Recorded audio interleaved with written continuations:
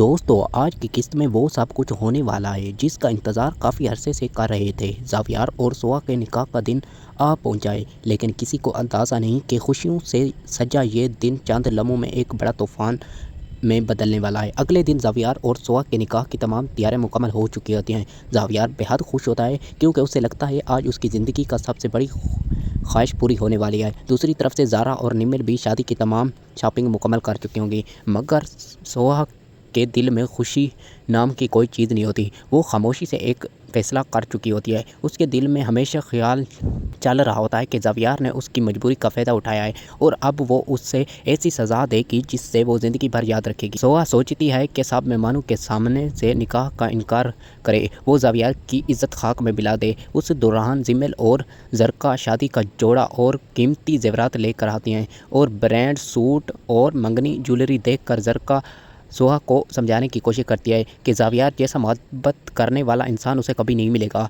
लेकिन सोहा खामोश रहती है। आखिरकार निकाह का वक्त आ जाता है। ज़ावियार बारात लेकर पहुंच जाता है। पूरा घर मेहमानों से भर जाता है। मौलवी साहब निकाह की तमाम रस्में कर चुके होते हैं। जब ज़ावियार से पूछा जाता है तो वो खुशी से फ़ौरन कबूल का लफ्ज़ कह देता है, लेकिन असल धमाका उस वक्त होता है जब यही सवाल सोहा से पूछा जाता है। पहली बार तो खामोश हो जाती है, दूसरी बार फिर खामोश हो जाती है और तीसरी बार सोहा साहब के सामने साफ इनकार कर देती है। ये सुनते ही फ़ौरन हाल में हंगामा मच जाता है। तमाम नाज़रीन हैरत से ज़ावियार की तरफ उठा कर देखते हैं।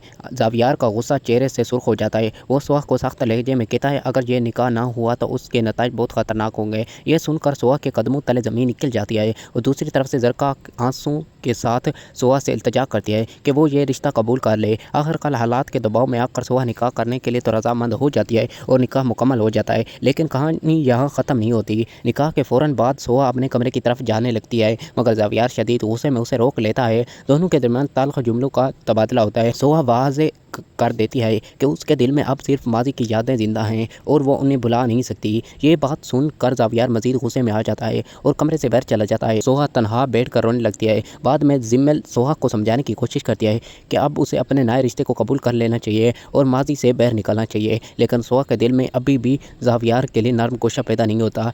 इधर एक और भी ख़तरा खामोशी से बढ़ रहा है। किरण अब फ़ौरन ज़ावियार को बुला नहीं सकेगी। वो सिर्फ उस मौके की तलाश में है कि सोहा और ज़ावियार के दरमियान फ़ैसले बढ़ें और वो खुद ज़ावियार की ज़िंदगी में जगह बनाए। अब सवाल ये है क्या सोहा कभी ज़ावियार की मोहब्बत को समझ पाएगी या नहीं। कमेंट में अपना इजहार राय ज़रूर पेश करें।